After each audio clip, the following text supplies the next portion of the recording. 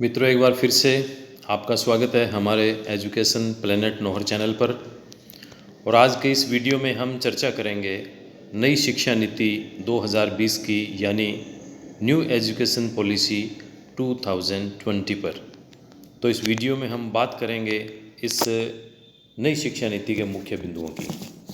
तो सबसे पहले चर्चा करते हैं हम 10वीं के बोर्ड को नई शिक्षा नीति में ख़त्म कर दिया गया है और केवल 12वीं की क्लास में ही बोर्ड होगा।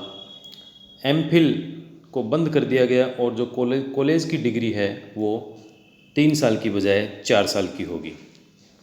और कैबिनेट ने इस नई शिक्षा नीति में 34 साल के बाद में बदलाव किया गया था। उससे पहले 1986 में नई शिक्षा नीति की घोषणा की गई थी और उसके बाद में 34 वर्ष के बाद 2020 में शिक्षा नीति में बदलाव किया गया है। इसकी दूसरी जो महत्वपूर्ण बात है, जो कि वैसे इस नई शिक्षा नीति की एक नींव है, इस नई शिक्षा नीति के अंतर्गत अब 5वीं तक के छात्रों को मातृभाषा, स्थानीय भाषा और राष्ट्रभाषा में ही पढ़ाया जाएगा। बाकी विषय, चाहे वो अंग्रेजी ही क्यों ना हो, एक विषय के तौर पर, एक सब्जेक्ट के तौर पर उसको पढ़ाया जाएगा। और अभी इसमें केवल जो 12वीं की परीक्षा है, 12वीं की परीक्षा में ही बोर्ड की परीक्षा देनी होगी, जबकि इससे पहले 10वीं बोर्ड की परीक्षा देना अनिवार्य होता था। ये इसमें बड़ा बदलाव हो गया है। और 9वीं क्लास से ही 9वीं से 12वीं क्लास तक सेमेस्टर में परीक्षा होगी और स्कूली शिक्षा को 5+3+3+4 फार्मूले के तहत पढ़ाया जाएगा। जो प्रारंभ की जो शिक्षा की नींव है, उसमें प्राइमरी एजुकेशन से पहले 3 साल और फर्स्ट और सेकंड, ये दोनों को मिलाकर 5 वर्ष इसके लिए तय किए गए हैं। वहीं कॉलेज की डिग्री 3 साल और 4 साल की होगी। इसमें भी कुछ बदलाव किया गया, यानी कि ग्रेजुएशन के पहले साल पर सर्टिफिकेट, दूसरे साल पर डिप्लोमा और तीसरे साल में डिग्री मिलेगी। और 3 साल की डिग्री उन्हीं छात्रों के लिए है जिन्हें हायर एजुकेशन नहीं लेना है, और जिनको हायर एजुकेशन लेना है उन छात्रों को 4 साल की डिग्री करनी होगी। तो जो 4 साल की डिग्री छात्र करेंगे, उनको वो स्टूडेंट 1 साल में ही एमए कर सकेंगे। अभी जो एमए 2 साल की है वो 1 साल में ही कर सकेंगे। और अब स्टूडेंट्स को एमफिल नहीं करना होगा, बल्कि एमए के छात्र सीधे ही पीएचडी कर सकेंगे। तो जो नई शिक्षा नीति के अन्य जो महत्वपूर्ण बिंदु है, उस पर हम चर्चा करते हैं। ये जो राष्ट्रीय शिक्षा नीति है, ये है 34 साल के बाद हमारे सामने आई है। अब 34 वर्ष के बाद नई शिक्षा नीति आई है और इसका जो एक उद्देश्य है कि भारत का स्वयं विश्व गुरु और आत्मनिर्भर बनने का सपना पूर्ण होने की दिशा में यह एक महत्वपूर्ण कदम है। और राष्ट्रीय शिक्षा नीति ने मंत्रालय के नाम में भी परिवर्तन करने का सुझाव दिया गया है। पहले इसे अभी वर्तमान में मानव संसाधन मंत्रालय के नाम से जानते हैं, जबकि अब इसको शिक्षा मंत्रालय के नाम से जाना जाएगा। कुल 27 मुद्दे इस नीति में उठाए गए हैं, जिनमें से 10 मुद्दे स्कूल शिक्षा से संबंधित, 10 उच्च शिक्षा से संबंधित और 7 अन्य महत्वपूर्ण शिक्षा से जुड़े हुए विषय हैं। तो शिक्षा नीति में जो मूलभूत बदलाव है वो साक्षरता और संख्या ज्ञान पर अपनाने पर जोर दिया गया है। गणित, विज्ञान, कला, खेल आदि सभी विषयों को समान रूप से सिखाने पर जोर दिया गया है। राष्ट्रीय शिक्षा नीति मूल्यांकन व्यवस्था में व्यापक परिवर्तन की बात कही गई है और इसमें स्वयं शिक्षक और सहपाठी के भी भागीदारी की बात इसमें समग्र रूप से कही गई है। पूर्व प्राथमिक से लेकर उच्च शिक्षा को एक महत्वपूर्ण व्यवस्था मानकर इस पर समग्र विचार हुआ है और बहुभाषा और भारतीय भाषाओं के शिक्षण पर जोर देने के साथ ही मातृभाषा में शिक्षण की आवश्यकता को समझने पर इस पर विशेष जोर दिया गया है। मातृभाषा की आवश्यकता शिक्षण में बहुत ज़्यादा अच्छे तरीके से इसमें समझी गई है और इस पर जोर दिया गया है। और इसमें एक जो बड़ा बदलाव किया गया है वो इस प्रकार से है कि शिक्षा को संकाय के विभाजन से मुक्त किया गया है और शिक्षा की समग्रता पर जोर दिया गया है। यानी कि इसमें कोई विद्यार्थी यदि अब हिस्ट्री पढ़ रहा है तो हिस्ट्री के साथ में फिजिक्स पढ़ना चाहता है तो फिजिक्स भी पढ़ सकता है, साइंस भी पढ़ सकता है।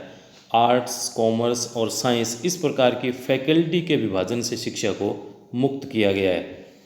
सभी प्रकार के ज्ञान की एकता और अखंडता को सुनिश्चित करने और सीखने के विभिन्न क्षेत्रों के बीच में हानिकारक पदानुक्रमों को खत्म करने और कला और विज्ञान के बीच, कला और पाठ्येतर गतिविधियों के बीच, व्यावसायिक और शैक्षणिक धाराओं के बीच कोई कठिन अलगाव नहीं होगा। इस प्रकार यह सभी विषयों जैसे विज्ञान, सामाजिक विज्ञान, कला, भाषा, खेल, गणित, स्कूल में व्यावसायिक और शैक्षणिक धाराओं के एकीकरण के साथ समान जोर सुनिश्चित करेगा। इसी के साथ में कला, क्विज और खेल और व्यावसायिक शिल्प से जुड़े विभिन्न प्रकार के संवर्धन गतिविधियों के लिए पूरे साल बस्ता रहित दिनों के लिए प्रोत्साहित किया जाएगा। यानी कि कुछ साल में कुछ ऐसे दिन निश्चित किए जाएंगे जिस दिन विद्यार्थियों को बस्ता लेकर नहीं जाना होगा और बस्ता रहित दिन के लिए वो कला, क्विज, खेल, व्यावसायिक शिल्प से जुड़े कार्यक्रमों पर जोर दिया जाएगा। बहुभाषावाद और भाषा की शक्ति पर जोर दिया गया। कम से कम ग्रेड 5 तक शिक्षा का माध्यम, लेकिन अधिमानतः ग्रेड 8 और उसके बाद तक घरेलू भाषा, मातृभाषा, स्थानीय भाषा और क्षेत्रीय भाषा होगी।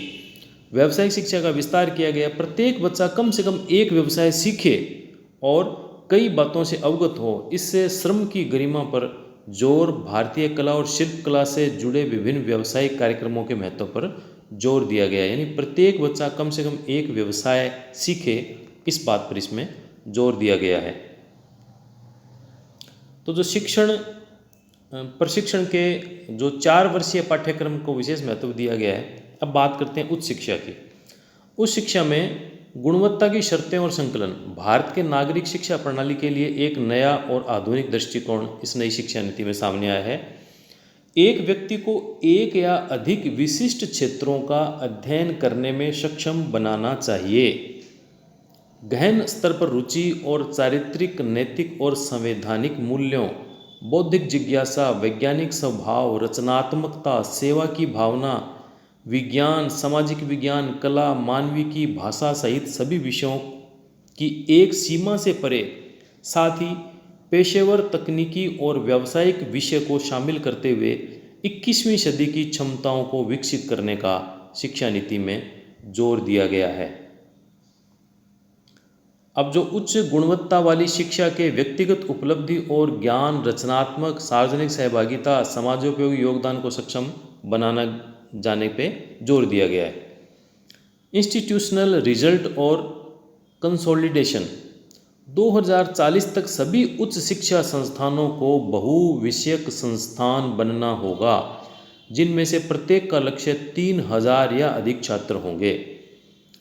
विकास सार्वजनिक और निजी दोनों संस्थानों में होगा, जिसमें बड़ी संख्या में उत्कृष्ट सार्वजनिक संस्थानों के विकास पर जोर दिया गया है। एक अधिक ऐतिहासिक और बहुभाषी शिक्षा का कार्यक्रम एक समग्र और बहुआयामी शिक्षा मानव के बौद्धिक, सौंदर्य, सामाजिक, शारीरिक, भावनात्मक और नैतिक सभी क्षमताओं को एकीकृत तरीके से विकसित करने का लक्ष्य रखेगी। इसके अलावा भाषा, साहित्य, संगीत, दर्शन, कला, नृत्य, रंगमंच शिक्षा, गणित, सांख्यिकी, शुद्ध और अनुप्रयुक्त विज्ञान, समाजशास्त्र, अर्थशास्त्र, खेल, अनुवाद और व्याख्या आदि विभागों को भी सभी उच्च शैक्षणिक संस्थानों में स्थापित किया जाएगा, उनको मजबूत किया जाएगा। अगला है अंतर्राष्ट्रीयकरण। उच्च प्रदर्शन करने वाले भारतीय विश्वविद्यालयों को अन्य देशों में परिसर स्थापित करने के लिए प्रोत्साहित किया जाएगा। विशेष रूप से ध्यान कीजिए, उच्च प्रदर्शन करने वाले जो भारतीय यूनिवर्सिटीज़ हैं उनको अन्य देशों में भी अपने कैंपस बनाने के लिए प्रोत्साहित किया जाएगा। शिक्षा में योग्यता और समावेश। उच्च शैक्षणिक संस्थानों में प्रवेश में लैंगिक संतुलन बढ़ाना। सभी उच्च शैक्षणिक संस्थानों द्वारा उठाए जाने वाले कदम। उच्च शिक्षा को आगे बढ़ाने के लिए अवसर, लागत, शुल्क को कम करना यानी फीस को कम किया जाएगा। लोक विद्या अर्थात भारत में विकसित महत्वपूर्ण व्यावसायिक ज्ञान, व्यावसायिक शिक्षा पाठ्यक्रम में एकीकरण के माध्यम से छात्रों के लिए सुलभ हो जाएगा। भारतीय भाषाओं में और द्विभाषी रूप से पढ़ाए जाने वाले अधिक डिग्री पाठ्यक्रम को विकसित किया जाएगा। इसके अलावा वंचित शैक्षिक पृष्ठभूमि से आने वाले छात्रों के लिए सेतु पाठ्यक्रम विकसित किया गया। जिस प्रकार से ब्रिज कोर्स पहले चलते थे, इस प्रकार से सेतु पाठ्यक्रम विकसित किया गया है। और सभी नए क्षेत्रों में गुणवत्ता, योग्यता, अनुसंधान एक नया राष्ट्रीय शोध संस्थान स्थापित किया जाएगा। नियामक प्रणाली में 4 संस्थाओं के निर्माण से सुसूत्रीकरण स्वागत योग्य कदम है। पहला है व्यावसायिक शिक्षा। केवल कृषि विश्वविद्यालय, कानूनी विश्वविद्यालय, स्वास्थ्य विज्ञान विश्वविद्यालय, तकनीकी विश्वविद्यालय और अन्य क्षेत्रों में स्टैंड अलोन संस्थानों का उद्देश्य समग्र और बहुविषयक शिक्षा प्रदान करने वाले बहुविषयक संस्थान बनना होगा। यह देखते हुए कि लोग स्वास्थ्य सेवाएं बहुलवादी विकल्पों का उपयोग करते हैं, तो हमारी स्वास्थ्य प्रणाली का अभिन्न अर्थ होना चाहिए, ताकि एलोपैथिक चिकित्सा शिक्षा के सभी छात्रों को आयुर्वेद, योग, प्राकृतिक चिकित्सा, यूनानी, सिद्ध और होम्योपैथिक, ये सभी प्रकार का ज्ञान उनको होना आवश्यक है। भारतीय भाषा, कला और संस्कृति के प्रचार के लिए विशेष प्रयास किया गया। भारतीय कला और संस्कृति का प्रचार न केवल राष्ट्र के लिए बल्कि व्यक्ति के लिए भी महत्वपूर्ण है। सांस्कृतिक जागरूकता और अभिव्यक्ति बच्चों में विकसित करने के लिए महत्वपूर्ण मानी जाने वाली प्रमुख दक्षताओं में से एक है, ताकि उन्हें विभिन्न संस्कृतियों की पहचान प्रदान की जा सके। बचपन से देखभाल और शिक्षा के साथ शुरू होने वाले सभी प्रकार की भारतीय कलाओं को शिक्षा के सभी स्तरों पर छात्रों के समक्ष प्रस्तुत किया जाना चाहिए। और भारतीय भाषाओं के शिक्षण और सीखने को हर स्तर पर स्कूल और उच्च शिक्षा के लिए एकीकृत करने की आवश्यकता है। भाषाओं के प्रासंगिक और जीवित बने रहने के लिए इन भाषाओं में पाठ्य पुस्तकों, कार्य पुस्तिकाओं, वीडियो, नाटक, कविता, उपन्यास, पत्रिकाओं आदि सहित उच्च गुणवत्ता वाली सीखने वाली और प्रिंट सामग्री की एक स्थिर धारा होनी चाहिए। भाषाओं को व्यापक रूप से प्रसारित करने वाले अपने शब्दकोशों और शब्दकोशों में लगातार आधिकारिक अपडेट होता रहना चाहिए, ताकि इन भाषाओं में सबसे मौजूदा मुद्दों और अवधारणाओं पर प्रभावी ढंग से चर्चा की जा सके। स्कूली शिक्षा में भाषा, कला और संस्कृति को बढ़ावा देने के लिए कई जो पहल है वो स्कूलों के सभी स्तरों पर संगीत, कला और शिल्प पर अधिक जोर दिया गया है। बहुभाषावाद को बढ़ावा देने के लिए 3 भाषा सूत्र का प्रारंभिक कार्यान्वयन, जहाँ संभव हो घर, स्थानीय भाषा में शिक्षण, अधिक अनुभवात्मक भाषा सीखने का संचालन करना, मास्टर प्रशिक्षकों के रूप में उत्कृष्ट स्थानीय कलाकार, लेखक, शिल्पकार और अन्य विशेषज्ञों की भर्ती। ध्यान दीजिए, इसके लिए स्थानीय रूप से इनकी भर्ती की जाएगी। और मानविकी, विज्ञान, कला, शिल्प और स्पोर्ट्स सेट में आदिवासी और अन्य भारतीय ज्ञान सहित पारंपरिक भारतीय ज्ञान को पाठ्यक्रम में शामिल किया जाएगा। और भारतीय भाषाओं में मजबूत विभाग और कार्यक्रम, तुलनात्मक साहित्य, रचनात्मक लेखन, कला, संगीत, दर्शन आदि देश भर में लॉन्च और विकसित किए जाएंगे। और इसी के साथ में 4 वर्षीय बीएड, ध्यान दीजिए, 4 वर्षीय बीएड इन विषयों में दोहरी डिग्री विकसित की जाएगी। उच्च गुणवत्ता वाले कार्यक्रम और अनुवाद और व्याख्या, कला और संग्रहालय प्रशासन, पुरातत्व संरक्षण, ग्राफिक डिजाइन और उच्च शिक्षा प्रणाली के भीतर वेब डिजाइन में डिग्री भी बनाई जाएगी।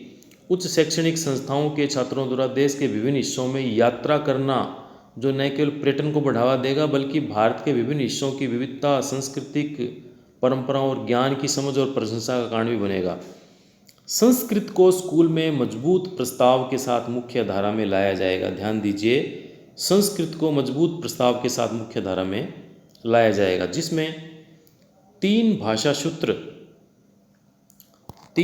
सूत्र का जो फार्मूला है, 3 भाषा सूत्र के फार्मूले में इसको काम में लिया जाएगा। और एक के साथ एक उच्च शिक्षा भी इसमें शामिल है। संस्कृत विश्वविद्यालय भी उच्च शिक्षा के बड़े बहुविषयक संस्थान बनने की ओर अग्रसर होंगे। पूरे देश में संस्कृत और सभी भारतीय भाषा संस्थानों और विभागों को काफ़ी मजबूत किया जाएगा। भारत के संविधान की 8वीं अनुसूची में उल्लिखित प्रत्येक भाषा के लिए अकादमियों की स्थापना की जाएगी। कुछ महान विद्वानों और मूल वक्ताओं से की जाएगी। 8वीं अनुसूची भाषाओं के लिए ये अकादमियाँ केंद्र सरकार द्वारा राज्य सरकार के परामर्श या सहयोग से स्थापित की जाएगी।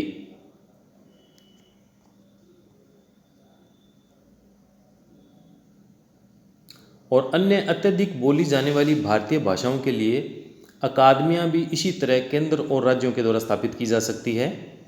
भारत में सभी भाषाओं और उनसे संबंधित कला और संस्कृति को एक वेब आधारित प्लेटफॉर्म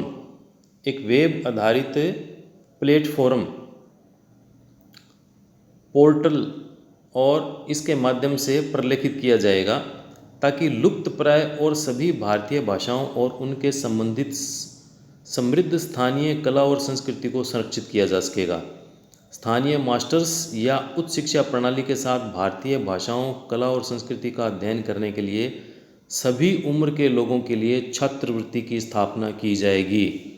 इसमें उम्र का बंधन समाप्त कर दिया जाएगा, सभी उम्र के लोगों को छात्रवृत्ति की व्यवस्था इसके लिए की जाएगी। तो इस प्रकार से ये नई शिक्षा नीति के बारे में मुख्य बिंदुओं पर हमने चर्चा की थी। कुल मिलाकर जो नई शिक्षा नीति है उसका मुख्य उद्देश्य है भारत को फिर से विश्व गुरु के सिंहासन पर उसको आरूढ़ करना और छात्रों को आत्मनिर्भर बनाना, ताकि छात्र आत्मनिर्भर बनकर और एक प्रकार से वो अपना स्वयं का व्यवसाय कर सकें, देश और समाज के लिए कुछ कर सकें। इस प्रकार की बातों को ध्यान में रखकर राष्ट्रीय शिक्षा नीति 2020 की घोषणा की गई है, उसको सामने लेकर आए हैं और निश्चित रूप से हमारे लिए उपयोगी होगी।